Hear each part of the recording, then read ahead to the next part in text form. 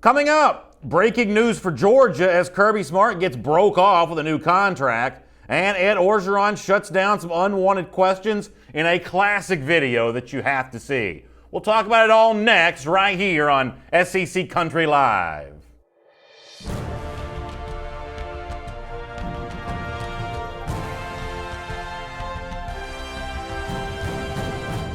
Hello everyone, welcome to SEC Country Live. My name is Brandon Adams. This is, I almost said.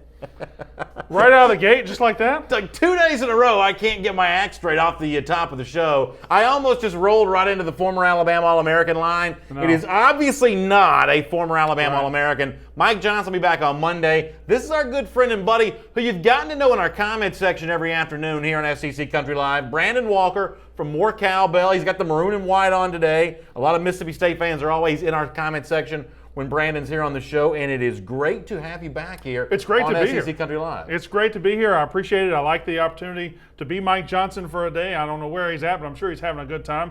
I'm ready to talk some SEC football. So let's dive in. Before we get into the show, what we always do with our first and 10, the big news from the SEC, let's start with some relatively late breaking news here, as not unexpectedly, but timely, I guess, here on this day, Georgia and Kirby Smart have agreed to a new contract, adding 3 years to the deal, adding $49 million more into the coffers here, and Kirby Smart now getting that big raise from Georgia, putting into some very elite company here. As Stuart Mandel said on Twitter from The Athletic, Kirby Smart now joins the $7 million club. Nick Saban, Dabo Swinney, Urban Meyer, Jim Harbaugh, Jimbo Fisher, now Kirby Smart along with Gus Malzahn. All of these relatively recent contracts. So huge raise for Kirby Smart here. What is your reaction to that?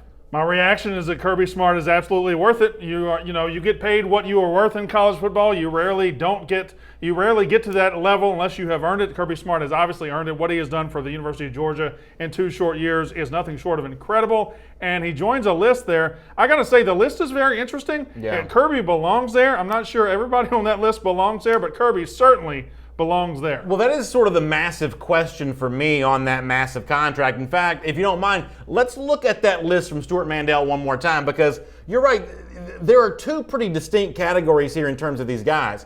Obviously, Nick Saban, Alabama, couldn't be happier with him. Dabo Swinney, Clemson, couldn't be happier with him. Urban Meyer, Ohio State, couldn't be happier with him. But then look at the other 3. Take Kirby out of this for a moment. Jim Harbaugh, I don't think he's finished above 3rd in the Big Ten East the entire time he's been at Michigan. Jimbo Fisher, welcome with open arms by Texas A&M, wore out his welcome at Florida State. Gus Malzahn, they're happy because he won the Iron Bowl, but before that and before November of 2017, this was a guy that was probably on the hot seat. So, there is nothing about Kirby Smart in the future that makes you think he'd join the latter half of that group. But when the contracts were signed, or when, the buzz around these coaches was initially growing, they didn't think they were going to be heading in that direction really either. Here's the thing. 2 of those guys on that list, Harbaugh and Jimbo Fisher, got their contracts for things they did elsewhere. Harbaugh got his for what he did in the NFL and for what he did at Stanford. Jimbo got his for what he did at Florida State, winning a national title. Kirby Smart got his gigantic contract for what he has done at Georgia, with Georgia resources, with Georgia players. He has proven he can do it at his school. Jimbo Fisher, Jim Harbaugh have not proven that yet. They might do it. They might, but they haven't proven that yet. And like you said, Gus Malzahn, to me, he's the outlier of that group, because he played for a national title in his first year, but he doesn't seem like he stacks up to the other 6 on there to me. Yeah, Everett at full disclosure for me, and I think that's an interesting point about Gus Malzahn. I obviously do Dog Nation daily every single day. Most days I'm wearing red and black on here. I've got the SEC Country shirt on today, but when I hear about Kirby Smart in a contract like this, the one thing that I think about is, what is there on the horizon that could upend him? What is there on the horizon that could keep him from achieving that Dabo Swinney, Urban Meyer, Nick Saban status? Right now, there's nothing obvious that's there. He's recruiting at a level that's higher than Georgia's ever been. He's got the youthful energy that's sort of necessary to maintain status up there at the top. I mean, is there anything you see as a potential stumbling block from Kirby Smart that would keep him from being in that Urban Meyer, Nick Saban, really true stratosphere of great college football coaches? To me, the only thing that is in his way, the only thing that could stop him is the pressure that he has created himself. He's the one, he played for a national title in his second year. He is recruiting at a level that only Alabama, maybe Ohio State, have occupied the last couple of years. He has created expectations by being a very, very good coach in the first couple of years that could be suffocating down the line if he is not up to it. I personally think he is up to it. But that is what I think ultimately, if you talk about Kirby stumbling down the line, it would be because of the hot start he's had, the recruiting he's had, creating expectations that he can't live up to, even though I believe that eventually he will. All right, so that's the news there with Kirby Smart in Georgia. He gets the big raise. Excited about that. Let's move on now to our SEC Country Line First and 10 list, the big news around the SEC. I want to start with item number 1 on the list from what I thought was a pretty good piece of video from LSU coach Ed Orgeron, captured from a speaking event in Houston, Texas. Obviously, Houston's a pretty big market for LSU. It's a lot of alumni live there. LSU likes to recruit the state of Texas. That's a pretty big deal when Orgeron goes on a speaking event like this. But when you go into Houston, you are in at least some degree in enemy territory. A lot of Texas A&M writers want to show up and get some quotes from you, but the brand new A&M coach, Jimbo Fisher. Well, Brent Zwerneman captured some great video on Twitter of Orgeron being asked questions about the brand new A&M coach, Jimbo Fisher, and like a true pro, Orgeron shut him down quick. I love this video. Take a look at this. Bring to the conference. Not much history. Were you surprised he made that jump from Florida State to Texas A&M, and how much are you looking forward to those future meetings? That's nothing to do with me. I think this is brilliant, and I'm not putting on here.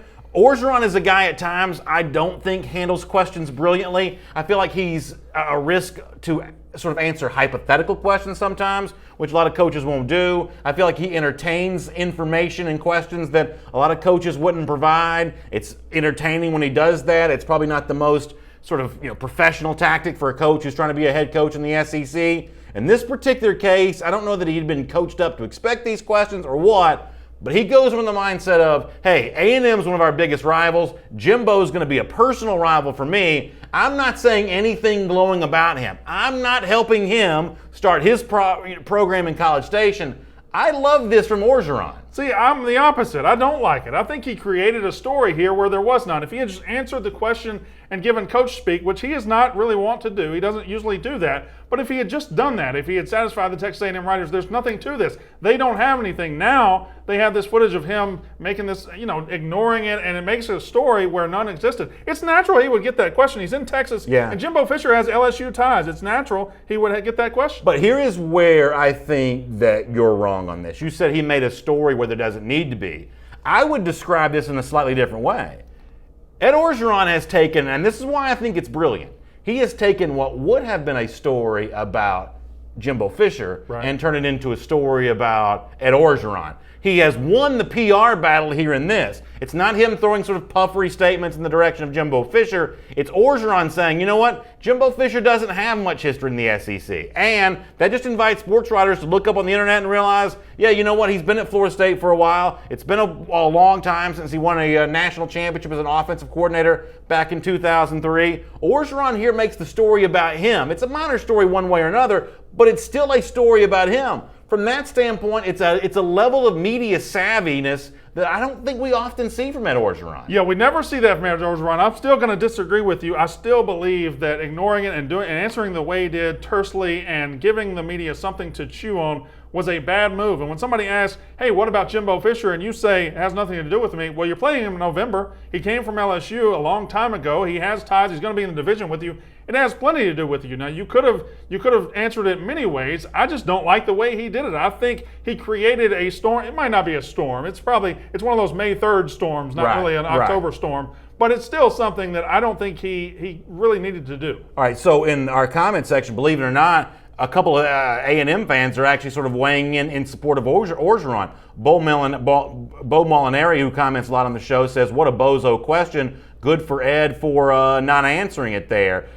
He says, I like it from Orgeron. I wouldn't want Jimbo answering this type of question when he's in Louisiana. Agree with BA. So that's a A&M fan there saying that if Jimbo Fisher was in Louisiana and he were asked questions about Ed Orgeron, he doesn't want his coach answering those questions. Dwayne Rourke, who's an Arkansas fan, also says it's a good response from Coach Orgeron. So ironically, you've got a couple fans from other SEC West schools kind of coming to Coach O's defense on this. Make no mistake, Brent Zwerneman, who does a great job over there in Texas A&M, he went to this event, this LSU event, right? LSU event in Houston, Texas. He went to try to get something that might blow up like this, and he got it. And I think Ed Orgeron handed it to him on a silver platter. Does Jimbo Fisher have anything to do with LSU? Not right now, but he will very, very soon. Yeah, but he can't write this story. I mean, I don't want to get too deep in the weeds. I mean, he didn't give me anything to write. He's going to.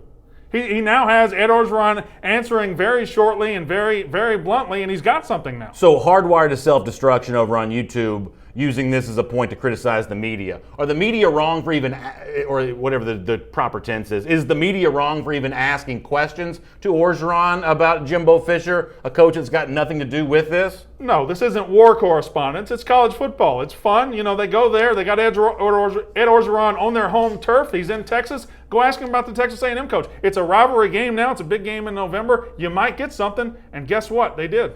Cliff Nelson, by the way, saying the boss of SEC country in the building here today. He's talking about you. Right here. He's talking about you, yeah. Cliff, all right now. All right, let's move on. Let's do item number 2 here in our SEC Country Live First and 10 list for a moment. Speaking of these summer speaking engagements, there are a lot of those this time of year, and we just heard from Ed Orgeron, at least briefly at one. Another coach who had a little more to say than that was Auburn coach Gus Malzahn, who, as you might imagine, when he was speaking at an event in Montgomery, Alabama, SEC Country was there for it, and the subject of the quarterback, Jarrett Stidham, comes up. Now, you know, we didn't see a lot of Stidham this spring. Didn't play in the A-Day game, didn't really do much in the way of practicing, but Gus Malzahn told Auburn fans the expectation is they'll see a lot more of Malzahn when practice is ready to begin this summer. Here is Malzahn on Jarrett Stidham. When we come back, he'll be turned loose to do everything. And I know he's really looking forward to that. And, you know, he could have done a little bit more the last week of spring. We just didn't want to take any chances. We wanted to be cautious with that, but he'll be back ready to go.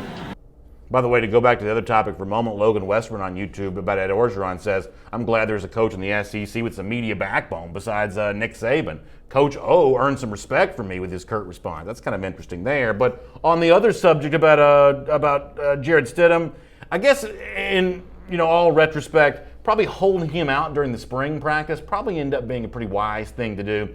Nothing for him to prove there. He proved himself on the field last year. And it sounds like he's going to be healthier because of the time that he missed. So I don't know where this discussion is going to go or even where you want it to go, but I just look at it like this as an outsider looking at Auburn.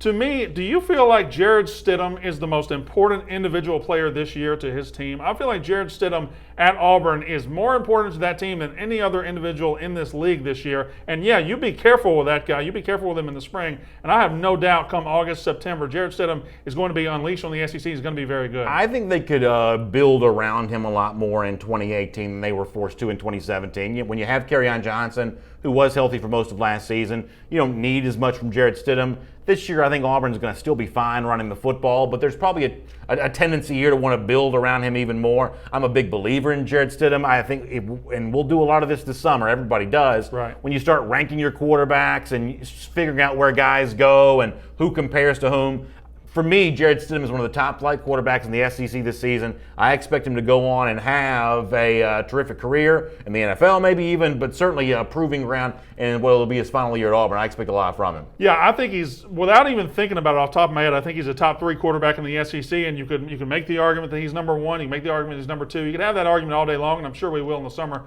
just like you just said. But again, when you look at Auburn with no Kerryon Johnson and the receivers, a couple of injuries there, and you don't know how much is coming back there, Jarrett Stidham is going to carry a very heavy burden this fall, and Gus Malzahn says he's going to be good, and that's good for Auburn. And one of the things that Malzahn also talked about there last night was that one of the things that Stidham dealt with a lot in 2017 was the shoulder injury was something that he had to play through a lot last season. And I don't know how aware the average fan was of how banged up Stidham was at times. Ultimately, it became a bigger issue around the bowl season. But Stidham actually played through that, and according to Malzahn, the way that he played through the injury a year ago actually demonstrates just how tough Jarrett Stidham really is. Here is more from Malzahn on that subject.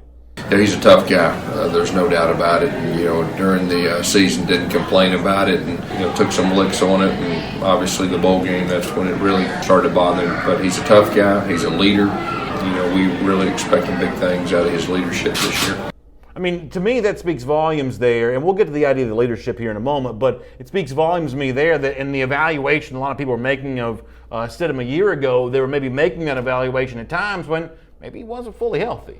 No, and certainly towards the end of the year, certainly the SEC championship game, it didn't look like the same quarterback that it looked like in October. The game against UCF in the Peach Bowl, that didn't look like the same quarterback. But you know what? A lot of times we hear that it's tough to play SEC football. It's tough to be a quarterback. You've got to be a tough guy, and you're going to get injuries. And a lot of times we find out after the fact. Now, if he is fully healthy come September and come August, I think obviously that's better for Auburn, but I'd hope to see him healthy all year. In our YouTube comment section, Katie McCarty says Dave Aranda, the LSU defensive coordinator, earned that salary last year against Auburn, and that was one of those games in that fourth quarter. There's no doubt Jarrett Stidham did not look great in that game. It's led some other commenters to say that Stidham, maybe a consistent theme was not being great away from Jordan-Hare Stadium, which really sort of factors into the discussion that's going on about Auburn now for quite some time under Gus Malzahn.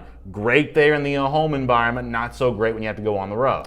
To be fair, that was his first go-around in the SEC. That was his first run through the full SEC schedule. He had been to Clemson, didn't play well there, and then his first trip to Tiger Stadium. I mean, that's a tough place to play. I still think that's the weirdest game in all of 2017. I thought Auburn was much better than LSU. Yeah. Still should have won that game. I still have no idea how Auburn lost that game, but certainly Stidham didn't play well. But again, you're talking about a year older, a year wiser, a year healthier. 2018 Stidham is not 2017 Stidham. I agree with you. I think that LSU-Auburn game a season ago was a pretty weird one. It's an outlier, really, for what we saw from those two teams for most of the rest of the season. One more from Malzahn here, talking about his quarterback, Jarrett Stidham, that will obviously be evaluating him a lot on the field this fall, but really the importance for Stidham in Auburn begins this summer. Healthy enough to be working away from coaches as a part of these player-directed drills. That's going to be an important part of the leadership that Jarrett Stidham needs to show. Here is Malzahn from Montgomery on that. You got to have your leaders in the summer. He's one of our team leaders, and for them to be able to do everything, I think is very big. The coaches can only, we can be with them 2 hours a week with football-related things, and the rest of the time it's your leaders. And the fact that he has a year under his belt, he's one of our team leaders, and to be ready in the summer, I think that's going to be really big for us. So that's Gus Malzahn there, and I think it's going to be an interesting season for Auburn. I think I agree with you that as Jarrett Stidham goes, so Auburn will go, and we'll look forward to watching how that takes shape later on this summer. Let's go item number 3 here, though, on our SEC Country Live First and 10 list. And earlier this week, Brandon, we were certainly privileged to be able to bring coverage of what was known as the Grayson Four. Grayson High School, a big powerhouse in the state of Georgia. 4 of their players made college decisions this week. We covered it live in a very special broadcast of SEC Country Live. And one of the guys who made his commitment there that night was 4-star linebacker from Grayson, Kevin Harris, who chose Alabama over Miami and over LSU. But those weren't the only schools that were in the mix for Harris. At one point in time, it seemed likely that Harris might become a Georgia commitment. Then some things changed, and all of a sudden at that point, he wasn't heading to Georgia, and then after that, we ultimately get the Alabama decision. What happened here? Well, whatever it was has bothered Harris. Here's what he told SEC Country this week in terms of his relationship with Georgia now. I want to beat them badly. They're going to feel me for sure. I have a bone to pick with Georgia. I feel at peace with Alabama now, though. I really do. Alabama's getting a hard worker who's dedicated to learning the game, improving, and just a team player. I want to be a coach on that field. I want to do what it takes to win. But how about the beginning part of this? That he feels spurned by Georgia when he was ready to commit and Georgia wasn't ready to take that commitment, and now he's going to use that as extra motivation against the Dogs. And they're not scheduled to play right now in the regular season for a couple of years. Likely be an SEC championship type game when Harris gets his shot at revenge against the Dogs there. But what do you make about that? I think whatever a high school senior or whatever a freshman college player needs to have in his mind to motivate himself and to really get ready, if he feels something that Georgia did is worthy of holding a grudge into college, then go for it. If that's what motivates you, do it. If that's what fuels you, do it. I don't understand holding a grudge against Georgia if you're going to Alabama. You're literally going as a defensive player to the best place in all of college football you could be going. There's no better place than to play defensive end linebacker for Nick Saban. That is going to prepare you for the NFL. It's going to be a great spot. I'm very curious as to what happened. I know you are too as a Georgia fan. What happened here? Why is he mad at Georgia? Well, he wanted to commit. He was going to do, as SEC Country reported, he was maybe even going to do a commitment video and some things along that line. And Georgia wanted him to go to camp. Anzio Gibson on the Facebook comment section is kind of pointing out the same thing, that Georgia wanted him to come to camp before they took the acceptance of his commitment there. That's not unique to Georgia. Virtually every school does that. Alabama does a lot of that same kind of stuff there as well. Georgia wasn't quite finished with its evaluation of Harris yet, and to Harris, that apparently, based on these quotes to SEC Country, amounts to maybe feeling spurned. You know, that really tells you about where Georgia is in the recruiting stratosphere right now and where they're living. I'm not sure 5 years ago, 10 years ago, I'm not sure Georgia's going to need further evaluation for a guy that can play for Nick Saban. That's exactly right. Because right now they're taking further evaluation on a guy that can commit to Miami or Alabama right now. That's impressive on Georgia's part if they're not taking that guy's commitment. Yeah, I mean, what happened last year, Georgia got a couple players, Adam Anderson, Brenton Cox, guys who do very similar roles to what Harris is going to do. Those are players that Alabama won. And as Chris Kirshner pointed out at SEC Country, and Jeff Sentell said the same thing at Dog Nation, if Alabama wins the Brenton Cox battle, Georgia's probably more interested in Kevin Harris. If Alabama wins the Adam Anderson battle, they're probably a little less interested in Kevin Harris. Georgia's probably a little more interested. We have a situation now where Georgia and Alabama for the class of 2019, or if you want to put it generously, evaluating players differently, or Alabama's having to take players that Georgia decided it didn't want. I love when these spontaneous rivalries just combust in the SEC. Alabama and Georgia, not a long-time rival, but right now it seems like they're fighting 24/7, 365. They're fighting for players. They're fighting on the field. They're going to be fighting for SEC championships in probably at least the next 5 to 7 years. Back in the 2000s when it was LSU in Florida with Tebow and LSU competing for national titles, then it was Alabama, LSU for a while. I really feel like everything Alabama and Georgia do, whether it's at Grayson High School in the recruiting field or whether it's anywhere, I feel like they are fighting for the top spot in the SEC right now. Katie McCarty on YouTube also talking about some other evaluations that were different between Georgia and Alabama here for 2019. Tyler Mann on YouTube says, sounds like Georgia had their eyes on someone better. And it's important to point out that the notion of someone being better than another, that's all in the eyes of the beholder. You make the best evaluation you can, and who's to say Georgia won't look stupid 3 years from now when Kevin Harris is leading the SEC in tackles or something along those lines. I mean, there's a chance that Georgia misevaluated here, but that's the nature of the beast. If that is in Kevin Harris's mind that they didn't take me because they want somebody better, I could see where he would go off on that. I could see where he would head into college with the chip on his shoulder and with fuel in the tank. That would bother me, and I've never been a 5-star recruit. I was only a 4-star. One more comment on this subject, and then we'll talk about something different. But Cleet McAllister also on Facebook says that because Kevin Harris was a high school teammate of the 5-star linebacker Owen Pappoe, who many people thought was going to eventually land at Georgia, that the scenario with Harris actually put a bad taste in Pappoe's mouth. I know that Jeff Sentell has had some reporting up about that at DogNation.com. For me, that's mostly much ado about nothing because come December, I think Pappoe is a part of Georgia's 2019 class, and I think whatever bad feelings there are about Kevin Harris, that has a way of kind of going away at that point. Yeah, these things we always talk about recruiting like they're going to happen in a package deal, and they're going to happen, get this guy, get these other two guys, everybody's going to be friends forever. But by the signing day, it always seems to become an individual thing.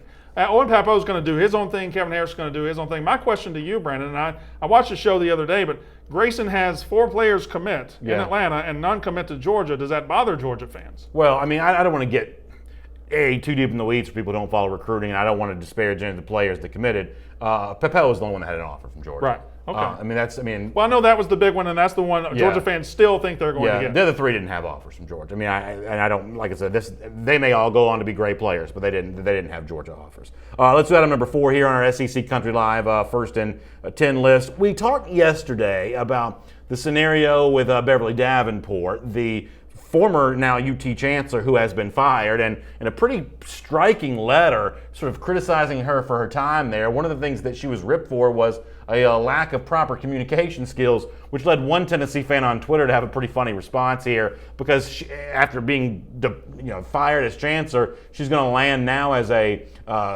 communications professor. And Brent Morris tweets out, UT Knoxville announces the firing of a Chancellor Davenport, essentially for being a poor communicator. In the same breath, they inform her she's going to make $480,000 per year for the next 4 years as a professor in the, wait for it, communications department. Seriously? Hashtag GBO, Go Big Orange. And this is another example here of a Tennessee program that just seems to continually have a hard time removing itself from scandal, it seems. It does. Who's in charge up there? I just every time Tennessee is on the show, and I watch it every day. Every time Tennessee's on the show, when is the last time we had Tennessee on the show for something positive? Can you remember? Because I can't remember it. It seems like every other day something is happening in Knoxville. And I do want to say I love living in 2018. What a time to be alive! As we had a tweet from @You're in Trouble. You're in trouble. Is that what they are? I didn't see that. Thanks for pointing that out. No one would have noticed that if you had said it. No, they noticed it. They noticed it on Facebook Live. They did? I'm just saying it. Okay. Yeah, so, I didn't notice that. But hey, great point. You're in trouble.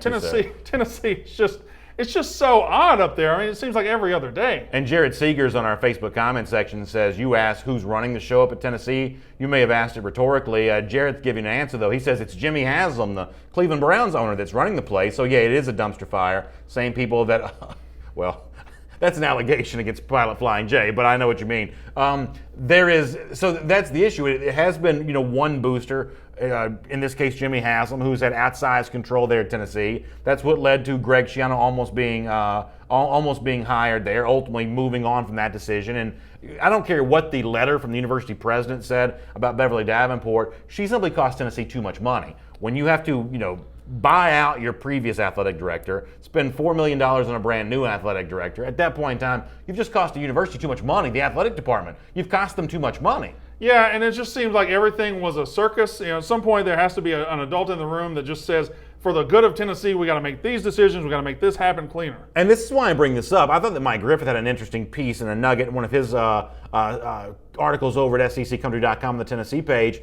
In the aftermath of Beverly Davenport being let go, a name admittedly we don't talk a lot about on a sports show, SEC Country Live, but here is why something like this might be relevant for Tennessee fans. Here's what Mike Griffith wrote about it, that the person who fired her, DiPietro, the president, he says, meanwhile, has a contract that expires in June 2019, but few believe he's going to serve out his time. KnoxNews.com reported in January that DiPietro was moving to a condo and that then a moving van took almost all of his furniture from his house to a new house in Champaign, Illinois. It would seem to make more sense for Tennessee to find its next president before hiring another chancellor. So my question for you is, does it impact the football program that there is no chancellor? I'm not even sure what a chancellor does. I don't either. But there's no chancellor, and maybe according to Mike Griffith at SEC Country, about not to be a university president either. Does this have a negative impact on the football team? I don't want to show my ignorance, but I did not know universities had presidents and chancellors. I didn't either. The truth is, I didn't really either. I thought they had one or the other. I know at Mississippi State we have a president. Ole Miss has a chancellor because they like to feel fancy. Now, Tennessee apparently has both. I don't know. I don't know if it affects the football team. It would seem like the football team at some point just becomes immune to everything happening around it because it's so crazy. But then again, they went 0-8 in the SEC last year. What do I know? Mike and Michelle Tankersley on Facebook say we, meaning Tennessee, that Tankersleys are Tennessee fans, were lucky to get Pruitt after the circus that we put on. Were you?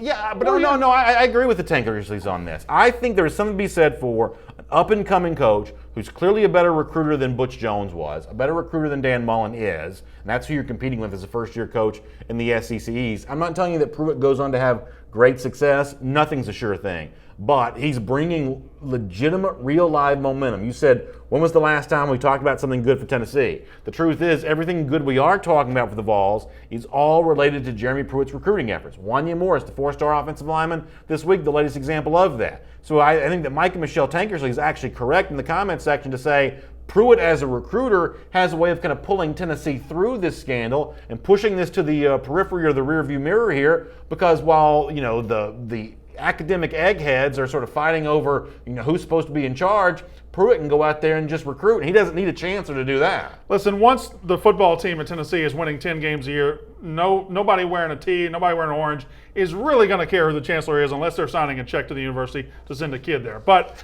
I don't know. So you talk about, Pruitt's the best thing to get us through the circus. I thought Pruitt has done a great job of bringing some circus to town himself, with the spring game comments. We won't get into that, but I don't know. It's just such a weird spot right now at Tennessee with Dan Mullen at Florida. You got Kirby Smart doing what he's doing at Georgia, and they're so far behind the eight ball. It seems like they can't get out of their own way. Let us talk a little South Carolina Gamecocks here for item number 5 for a moment on our SEC Country Live First and 10 list, because the Gamecocks added someone to the 2018 roster this week, picking up a graduate transfer from Texas A&M, Nick Harvey, who made it official on social media by saying, thanks to the universities and coaches that showed interest in me, thanks to my family that helped me through the process of making this tough decision, can't wait to get to Columbia to See what this season holds. Spurs up. Nick Harvey, and he gives the thumbs up there. This is a guy that was recruited to Texas A&M that for the most part only recruits elite players. South Carolina wins the battle with a school like Auburn for Harvey services here. This to me tells you a couple of things. I don't really know how Harvey fits into the South Carolina secondary. I do know they need cornerbacks. You know, they moved Jamice Williams from cornerback over to a safety there. They need to find, somebody that can play that legit cornerback position. I don't know how Harvey fits in that role, but I do care who you beat out for players like this. When one SEC school beats out other SEC schools, that's a big recruiting win. And for a player that's eligible to play right away, that's a big deal here. I'm going to say this is a nice win for Will Muschamp. Anytime you can add a player that is either going to start or play valuable minutes, and you do it on May 3rd, and you do it at the expense of another SEC team, that is a win. South Carolina not going to be happy with 8-4 this year. I think they have bigger plans, so they're trying to add players wherever they can add them. And cornerback, I think of Will Muschamp and his history in the SEC, and it seems like when he has had good defenses, he has had a star defensive back. He's had a lockdown guy or a head-hunting safety. He's had somebody back there. I don't know if Nick Harvey is that guy, but you add him in there, you throw him in the mix, and see what happens. Cliff Nelson on YouTube, and I love Cliff Nelson's comments, but he is in outer space with this one. He is in the middle of the solar system. He says, what y'all going to say about Muschamp and Dan Mullen when Jeremy Pruitt in Tennessee beat them in his first year? Listen, it is one thing to like Pruitt as a recruiter, which I do. That Tennessee roster's in terrible shape. And South Carolina, which already had a better roster than Tennessee, just added a defensive back that was good enough to play at Texas A&M, and he's going to be eligible right away. Some of y'all don't give Will Muschamp any credit for anything. He's building a pretty good program at South Carolina. He's beating Auburn for this recruit right here. It's amazing. There's a certain category of like SEC personalities that some people just sort of trash every day for no reason. I don't know why some of y'all are always mocking Muschamp. He's actually doing a pretty good job. He is building a program. He is building a program, and he's building it the right way. And I guess, since his Florida tenure, some people are just never, ever going to give him the benefit of the doubt. Because let's be honest, if you can't win at Florida, people think you can't win at South Carolina, even though he is proving that to be, well, so far, he's on the way to possibly proving that to be wrong. Now, Cliff Nelson talks about Tennessee beating Florida and South Carolina. I don't know. I don't want to overstep any bounds here, but that ain't happening in 2018. Not happening. Tennessee is not beating South Carolina. They're not beating Florida. You really think Florida is going to beat South Carolina? Did I say that? I didn't say that. Oh, you didn't say that? I do think Florida's going to beat South Carolina, but this point right here is Tennessee is not beating South Carolina. They're not beating Florida. And by the way, Florida's going to beat South Carolina in Gainesville. Hi. Wow, that's a lot to digest. Let me start with the first part of that first. I agree with you 100%. I just think the Tennessee roster's in bad shape. It's in bad shape. It's bad shape. Bad shape. The whole thing at Tennessee's in bad shape. The mindset of the fan base, they got to just fix so many things there, and they're not going to do it in 1 year. Old Brandt in our YouTube comment section says Muschamp is building a solid 9-win per season program with the occasional 10-win season every few years. I kind of agree with that. Mike Johnson's daddy says BA Tennessee is in as good a shape as Florida is. I don't know about that. I mean, I'm still going to take some of those Florida pieces like C.C. Jefferson, like Martez Ivey. I'm going to take a few of those pieces over most of what I have at Tennessee right now. Remember, if I'm Tennessee, I don't know about Trey Smith's status. Now, some of y'all in Knoxville may know more about that than I do, but there aren't a lot of sure things in the Florida roster, but there are a couple more sure things there are in Tennessee. Certainly. But Florida's not beating. Florida's beating South Carolina. Florida's beating South Carolina this year. Florida's winning 9 games. Now, it seems like every time Samuel's better than any 2 players. Every time I come on the show, it seems like we have that discussion for some reason. But I'm telling you, what was the question? I don't remember. Oh, who knows? But no, Florida has better players than Tennessee. Is that where we're at? Good. Sure. Why not? All right, let's do item number 6 in our SEC Country Line first and 10 list. And this is the kind of year, the time of year, where a lot of programs sort of show off what they have coming up in the future. And for a lot of these programs, it's brand new facilities. We've seen a lot of new weight room videos for various SEC teams.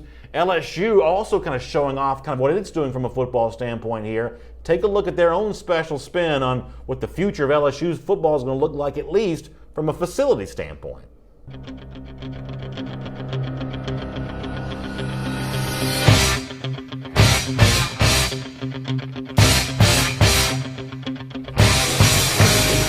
Probably going to get in trouble for playing Eye of the Tiger on the show, but probably going to get in a little trouble for that. Probably.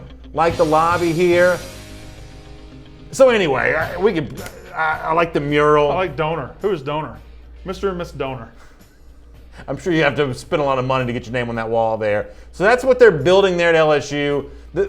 It's sort of more amazing to like make a CGI of the building. Look at this. Is that like a That's nice. theater in the round? That's nice. That's amazing. But you can't use that for game film though, can you? No, look at this. They got one there too. That's amazing. This is pretty amazing. Yeah, that's But pretty awesome. Isn't it in a way sort of more amazing to do a CGI of a building than actually build the building? It is. That is impressive work. Look at that. All that for a team coached by Ed Orgeron. Can you imagine that? I like the pool there. It's probably saltwater pool, a player's lounge. So do you think facilities like this help you win games? Does that ping pong table help LSU win football games? It helps you keep up with everybody else who is already building or built that. Yes, it helps you. It helps you not look like country bumpkins when you bring players on campus. Does it help you win games? Not a chance. Jarrett Seeger says it looks like they built the La Quinta Inn for their football program. That's actually a pretty good line. That is good. Actually, that's a pretty good line there. But you have this like arms race of facilities here, and honestly, for the most part, other than the weight room and the film room, I'm not really sure what these buildings. And I'm not against them. I mean, I have a favorite team. My favorite team's Georgia. I want my favorite team to have nice facilities, I guess. Mark Chambers says it's recruiting help. I have never heard a recruit, and I know we always assume this all stuff's all about recruiting. The programs themselves sort of sell it about recruiting for when they do it. I've never heard recruits say, you know what, they had the nicest looking La Quinta Inn there in Baton Rouge, Louisiana for their football offices, and therefore I chose that program. Who says that? Y'all ought to see how nice Ed Orgeron's office is. Like, who says that? But isn't recruiting a little bit about paranoia? Isn't recruiting a little bit about being scared? Like if you are at LSU and you see that Alabama has built that, and you're scared that when a guy from New Orleans goes to Tuscaloosa and sees it, and he comes to Baton Rouge and doesn't see it, that he might commit to Alabama instead. I think the paranoia and the craziness and the money, the crazy, ungodly amounts of money generated by this stuff is what results in And I'm this. not against it, please don't get me wrong, and it's weird for me to say something nice about Florida, but I will point out, for a long time back in the Urban Meyer era, Florida had the worst facilities of anybody in the SEC, and they're getting five-star players hand over fist. Right. So let's not act like you can't be in the football recruiting business unless you've got that, like 360-degree IMAX theater. I mean, Florida was recruiting players for a long time without an indoor facility. Yeah, but the jail facilities in Gainesville are super nice. Oh, come on. Super nice. The correctional facilities in Gainesville, top notch. Sorry. Send your hate mail to a Mr. Walker over that one. I'll stand out of the way of that friendly fire that might be coming that direction there. By the way, we had somebody from More Cowbell on the comment section say, "Where is Terp?" Terp's actually running the video portion of today's show. You can't see Doing a him great right job. now, but he's the one pushing on the buttons. Bo Molinari also mentions Kyle Field, and A&M is an example of that as well, a program that's built some elite facilities there in College Station, Texas. Once again, though, I'm not quite sure what you're getting out of it. One more comment on this. Matt Markham says, you're not building a real football facility unless you've got a barbershop in there.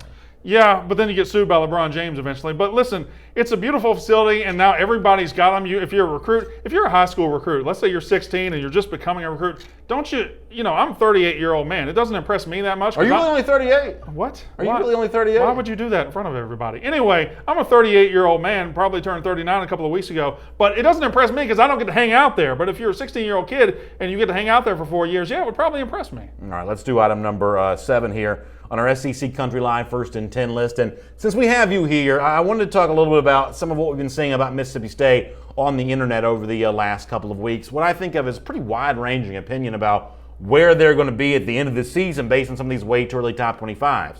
I saw where most recently USA Today had the Bulldogs all the way down at 21, which seems maybe a little bit low in comparison to some of the other things. It's insulting. I've seen 14th. I want to say someone had them all the way up at 11th.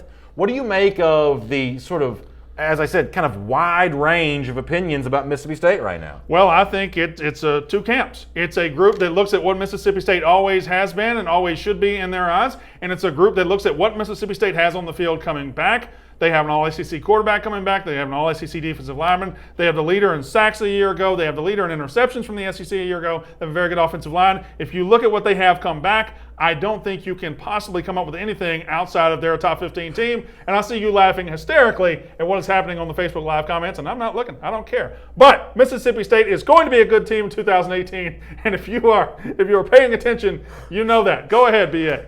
Have fun. Is it the Cowfield comment? No, this joke will only be funny to a certain portion of our audience, but Philo Beto on YouTube says, beautiful Bobby's only 38. Beautiful Bobby. I'm beautiful Bobby. Well, at least I'm in the Midnight Express. Does that make you Dennis Condrey or are you Sweet Stan Lane? That's fantastic. You have to be a fan of 80s wrestling to get that. But if you are a fan of 80s wrestling, that's pretty fun. This is the Mississippi State topic. Can I? Please, by all means, go ahead and finish. I really think if you look at what State has coming back, and Dennis Dodd of CBS in his post-spring top 25 has State at 11. Some people have them not ranked. There are a lot of varying opinions here. But I look at the SEC West. Alabama is far and away number 1. I'd have to give Auburn number 2. But I got to say, coming into the league this year, Mississippi State is easily number 3. Here is my problem with Mississippi State being as high as, like, say, 11th. More likely to be down there in the bottom part of the top 25 if ranked at all. The SEC West is still a really, really tough division. Not as tough as it was in 2014 when State got up to number 1, but still really tough. The difference here is Nick Fitzgerald's not Dak Prescott. I mean, like the old line from the debate. I know Dak Prescott, and Nick Fitzgerald is no Dak Prescott. Yeah, so in these head-to-head matchups against Auburn, Jarrett Stidham's going to outplay Nick Fitzgerald against Alabama. Tua Tagovailoa is going to outplay, Nick Fitzgerald. It's a better defense from Mississippi State than we've seen in quite some time. I'm a big fan on the field, at least, of Jeffrey Simmons, and I'm a big fan of a lot of what these guys do on the field for this Mississippi State defense. That's a legit defense, but is it better than Auburn's? Is it better than Alabama's? Is it on par with LSU's? I mean, it's still a really deep division. Way better than LSU's. It was better than Auburn's last year. It has statistically had a higher finish in total defense. Now, on the field, Auburn whipped Mississippi State last year. There can be no discussion about that. But when you talk about Mississippi State coming into this year, State beat LSU by 30 last year and returns 19 starters. State went to College Station, won by 21 last year and returns 19 starters. State's better than LSU. They're better than Texas A&M. And the only reason people are voting the other two ahead of them is because Mississippi State's on the jersey and people don't respect them. Okay, so I do get that. And this is one of the things that I'll give Mississippi State a lot of credit for, because over the years, they were picked to finish last in the SEC West in the Dan Mullen era virtually every year. And they never did. So you're right. Even though I'm not a Mississippi State fan, I can definitely see the credence in the fact that they are consistently underrated by people like me who don't watch as much Mississippi State football as you do. I do totally get that. But it's got to give you some pause that you've got a first-year head coach at Mississippi State like Joe Moorhead, whereas like Jimbo Fisher at Florida State, or I should say Texas A&M, was at Florida State. He's won a national championship there. And they sort of comparison of first-year coaches, one guy's got a lot more experience though, right? Yeah, Mississippi State has better players in 2018 than Texas A&M. Mississippi State has better players than anybody's giving them credit. Texas A&M doesn't have a Jeffrey Simmons or a Montez Sweat on the defensive line. They don't have a Nick Fitzgerald. They don't even have an Arias Williams at running back. They are not as good as Mississippi State in 2018. Do I take a pass or do I pause when I look at what Jimbo Fisher might build out there? I certainly do, but he's not doing it in 2018. I think there's something different between saying that Mississippi State can never be above the middle of the pack and saying that in this particular year, they're not likely to rise above the middle of the pack. Clearly, there's no artificial ceiling on Mississippi State. I think it's going to be very hard to achieve that in Joe Moorhead's first year. It will be hard. It's SEC football. Yeah, that's well said. Jamie Blanton says whoever's claiming that A&M is going to be sneaking up on somebody should put the drugs down. Jimbo Fisher doesn't inherit a young recruiting class to win with. He's got the quarterback, but I sort of agree with Jamie on this, that it's probably year 2, year 3 before you see big dividends from Jimbo Fisher there at Texas A&M. Let's move on and talk about item number 8 here on our SEC Country Line First and 10 list. And this is a subject that we've actually kind of gotten into a couple of times here on SEC Country Live. It's obviously important to me because it was a rivalry that I grew up with. But this notion that Georgia and Clemson could start playing again. And what makes this, to me, Brandon, such a fascinating story is this seems to have started with fans and worked its way all the way up to the athletic director's offices, and now they're responding to it. Dabo Swinney was asked about this at a Clemson speaking event. He said he'd love to see Georgia play Clemson. A reporter goes to UGA AD Greg McGarity and says, hey, Dabo Swinney says he wants Georgia and Clemson to play each other. Greg McGarity says, you know what? I would too. Well, now the Clemson Insider is reporting that the Clemson AD, Dan Radakovich, is also kind of getting involved on this as well. Let me show you a quote from Radakovich to the Clemson Insider, who says, Greg and I, that's Greg McGarity, the Georgia athletic director, we actually texted back and forth today. And like he said, we are looking to try to get some game together here shortly. Now, shortly is defined inside of college football scheduling shortly, so we are looking to do that. I think there's a desire on both sides to play, as Coach Dabo Swinney has talked about it, and even Kirby Smart has said that as well. So how fascinated are you that something that seems to have been generated by fans has now led to ADs talking about a game being played? I'm very fascinated. It's 2018, and what fans say really matters. I don't want to go back to that subject, but Tennessee, they had a fan movement recently that mattered. Yeah. It changed who they were going to hire at head coach. Now Georgia wants to play Clemson. Clemson fans want to play Georgia, and it looks like it could be happening. That is incredible. That is incredible, and in 2018, we are taking what the fans say, we're putting it into practice. Now, what he says, what I found interesting there is he talks about time frame in terms of football scheduling. Yeah. That means if they agree tomorrow at lunch that to play Georgia and Clemson, when are they going to play it? 2024, 2025? Supposedly, according to the Athens Banner-Herald, there was an opening in maybe 2021. Now, by what Radakovich seems to be saying there, he's not viewing 2021 as an option, but both teams seem to have a bit of a scheduling hole in 2021. But maybe that's too soon for Radakovich's taste. Yeah, it might be too soon. I mean, there's so many balls in the air when it comes to scheduling in major college football, and I'd like to. The problem is, as a fan, I know what Georgia is now. I know what Clemson is now. I know what Georgia's going to be with Justin Fields at quarterback the next 3 or 4 years. I know what Trevor Lawrence is going to do at Clemson. I want to see him play now, but by the time they get to play, Trevor Lawrence will be in the NFL somewhere playing for Cleveland. Right, yeah. On Facebook, Richard Smith says UGA Clemson would be great. TJ Clausen, though, says, I wish UGA would play Florida State or the Longhorns. And that is the issue with scheduling. As it stands right now, Brandon, this is not just a Georgia story. This is a story for all the SEC teams. Mississippi State, Georgia, the team that you cheer for, those of you who are watching the show right now. Right now, you've got 8 conference games and you've got 4 non-conference games. And there is a legitimate debate about what you do with those 4 non-conference games. Do you play the same non-conference team every single year? Do you play a lot tougher schedule where there are no more FCS opponents at all? As Mike Johnson said on this show yesterday, should you start playing a 9-game SEC schedule? It seems like there's a big-time movement right now, whether it's what Georgia did last year going to Notre Dame or what Alabama and Notre Dame are going to do for a decade from now.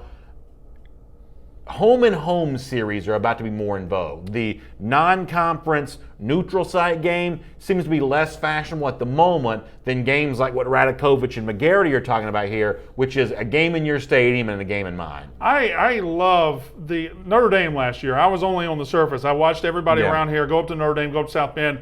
And that was, if I'm just guessing here, probably one of your favorite trips you've ever made in college football. Absolutely, one of the most fun weekends of my life, really. It's another thing about fans. What are you giving your fans? Last year, Georgia gave their fans a trip to South Bend, Indiana, to one of the great places in college football. They gave that to their fans, and they gave them a win. That was a tremendous gift. Now, Clemson, Georgia might give their fans a gift of seeing them play some of the best teams. So I think I don't think fans always, it mattered what they thought. Like, we could just play Southeast Louisiana and we'd be happy with it on 3rd Saturday of September. Now I think fans want to see something. They want to see something interesting, and Georgia is, I think, one of the pioneers of this. John Benton on Facebook says, how about a Georgia-Miami series before Mark Richt retires? That would certainly be interesting. And, yeah, to go back to your point, Brandon, I think I'm seeing a lot more dissatisfaction on the part of the average fan about what we used to just sort of accept as a given. Well, it's natural that Georgia's going to play UMass, that Mississippi State's going to play,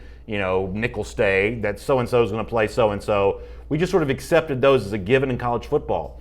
The newest brand of college football fan is not accepting that as a given quite as much anymore. Because it's a TV product now. It is a TV product, and a lot of fans are accessing it that way, and they're not going to watch 3 hours to play Mississippi State play Nicholls State or Georgia to play Nicholls State, even though it's Nicholls now. But let me ask you a question. Please. Dream, if you had your dream of Georgia's non-conference, what's the number one opponent you would play? I'd play Clemson every year because Georgia's going head-to-head with Clemson recruiting every year. For those of you that are not aware of the geography, and geography is not my strength sometimes, but they're only about 90 minutes apart in terms of driving distance. They ought to play more. I've said I'd replace Georgia Tech with Clemson, and then I would play another game that was sort of a showcase type deal where you go to State South Bend or you go to Ann Arbor, or as someone said in the comment section before, you go to Austin, Texas. I'd do both those things. I'd have a regional rival non-conference that you played every single year, and I'd have the travel game where you put yourself on really that national circuit. I'd try to do both. I think Clemson is a very interesting opponent for Georgia because Clemson became what Clemson has become because of the state of Georgia. Because of the state of Georgia, because of how talent-rich Georgia is, and I believe Tennessee became Clemson became what Tennessee was in the 90s. They get Georgia recruits, they get Florida recruits, and Georgia playing them would, I don't know if it would stop that, but it would kind of help. It would put up a line of defense, wouldn't it? Alan Yancey, yeah, I think you may be right. Alan Yancey says UGA-Clemson, you're kidding, right? He says Georgia's not ready for that kind of game. Listen, Georgia's in the college. Georgia would have beat Clemson by 21 points last year. Georgia would have smacked Clemson off. Clemson did not have a quarterback last year. If they play Kelly Bryant, they don't have a quarterback this year. Yeah. Georgia is a better football team right now than Clemson has. Frank Hilton also says in the Facebook comment section it should be the first game of the year and held at Mercedes-Benz Stadium, which is the stadium in Atlanta, instead of home and away.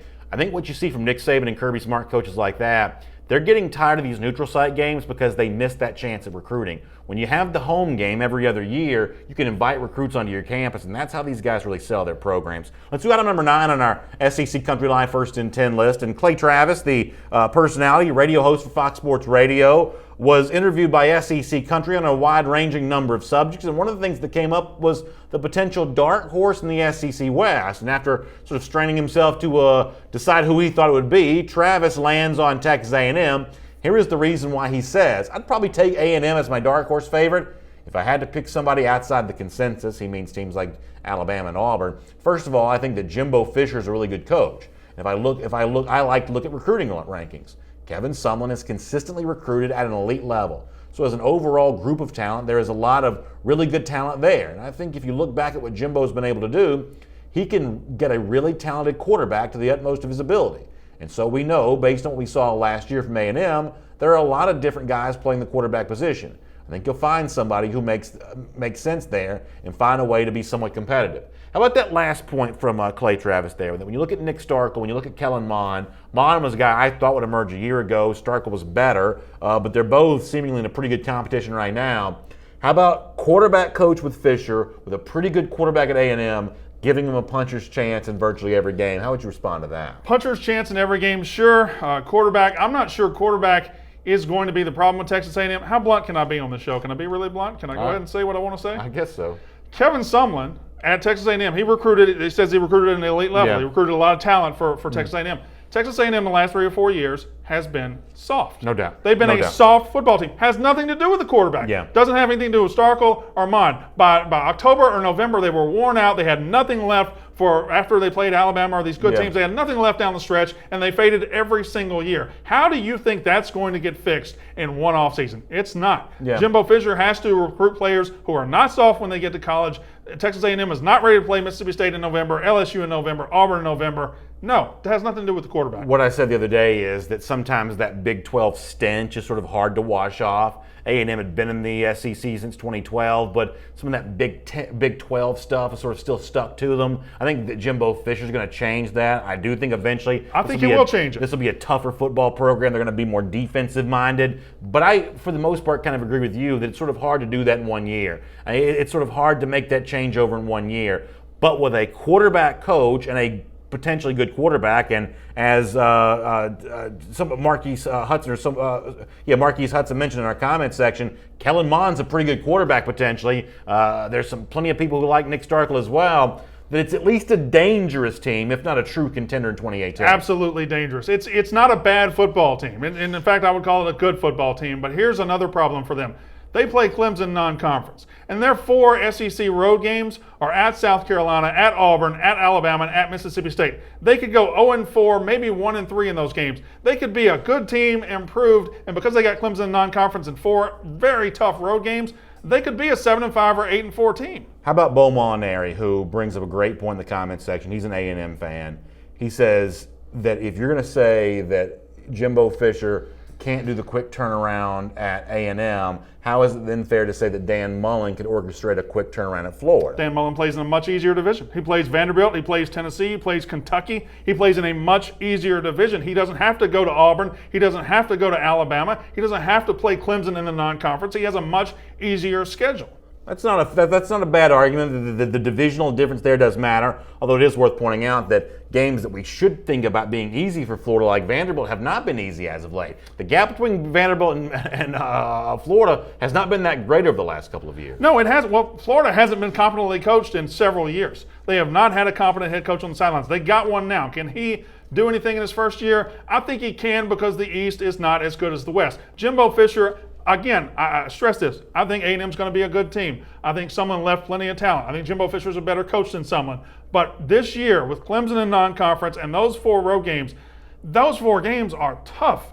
Texas A&M went to Starkville 2 years ago and lost as number 4 team. They are not going to. I don't think they're going to win in Columbia, South Carolina, and they're not winning in Tuscaloosa. They're not winning in Auburn. So where is the room for the improvement? Item number 10 here on our SEC Country Live First and 10 list. College Spun, a website that kind of does a lot of rankings and polls and opinion pieces like this, put together their list of the top 10 ugliest helmets in all of college football. And believe it or not, 2 SEC helmets were number 1 and number 2 on this list. Now, if you watch the show regularly, you may not be surprised to find out the top one was the Swamp Thing helmets that Florida wore a year ago.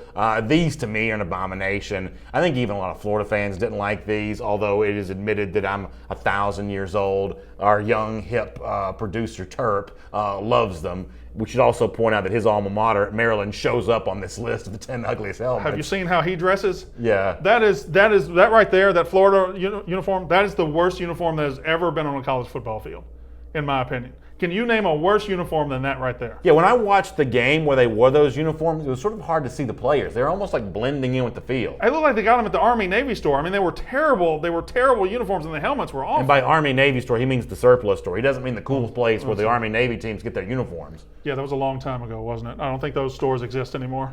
Number 2 on this list, though, and I do have to admit, this surprised me, even though I kind of like taking the jab at the Vols fans every now and then. The smoky gray Tennessee helmets come up at number 2 on this list.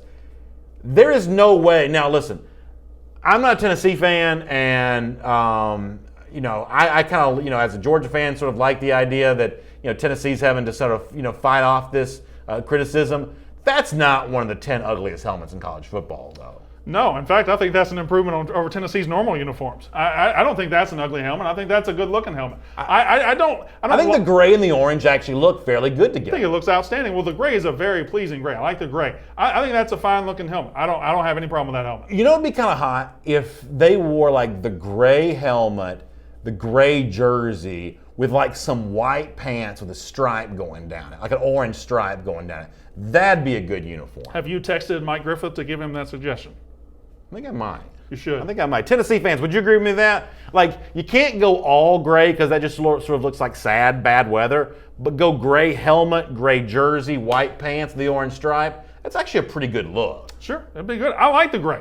I like the gray and the tee. Mike and Michelle Tankersley agrees with me on that. That if you put the white pant with that gray there, you've actually got something kind of nice. Zach Morgan says no, though. Mike and Michelle agree with everything you say, B.A. Dwayne Rourke, an Arkansas fan, by the way. It's always important when we get sort of like a outsider fan saying something nice about somebody else. Dwayne Rourke says he loves the gray and orange. Recruits do love that gray and orange. Now, I don't think they're picking schools because of the uniforms. I've sort of explained my thought on that before. But every recruit that visits Tennessee, all they do is take pictures in the gray uniforms. And for what it's worth, Jeremy Pruitt has said they're not wearing them anymore. Well, recruits love alternate uniforms. I've noticed that.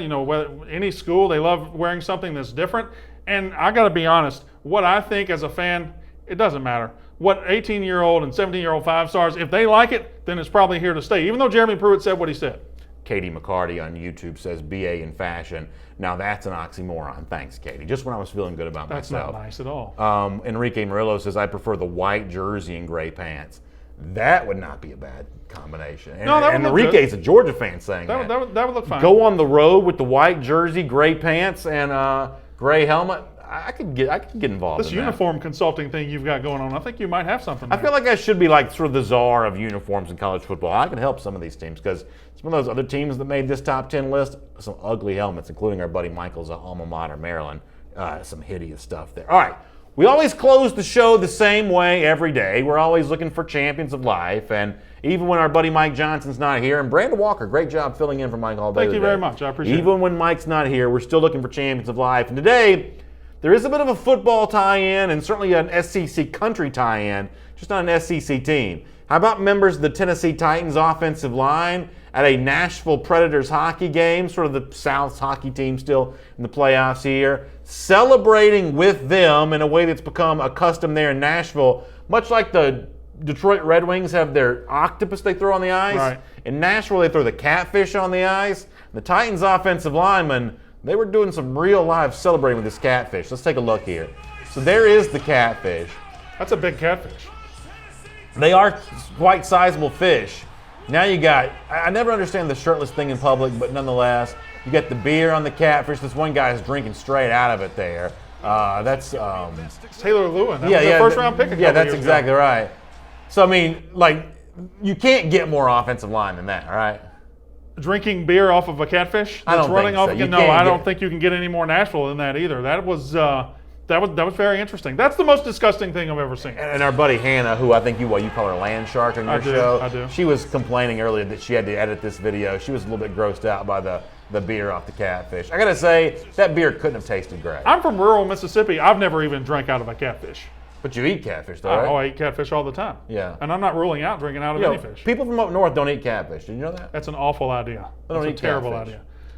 I bet Michael doesn't eat catfish. You eat catfish? I bet Patrick doesn't eat catfish. These Cat- are people that you can't see that work on Catfish the is show. delicious. All right, we got to go. Y'all have a great weekend. We'll be back here Monday at 3 p.m. Eastern Time with probably less catfish talk, but plenty more SEC talk. In between now and then, subscribe to the podcast. Take a listen to it. We'll have it up right after the show. Luckily, if you're just listening to the show, you didn't have to see the catfish a moment ago. But we'd love to have you check out the podcast. Also, it'd be a huge help to us if you share the show with your friends on Facebook and YouTube and Twitter. Let them know there's a video show talking about the SEC every afternoon, Monday through Thursday at 3 p.m. Eastern Time. Y'all have a great weekend. Hope it's great weather where you are. We'll see you again Monday, 3 p.m. Eastern, for another episode of SEC Country Live.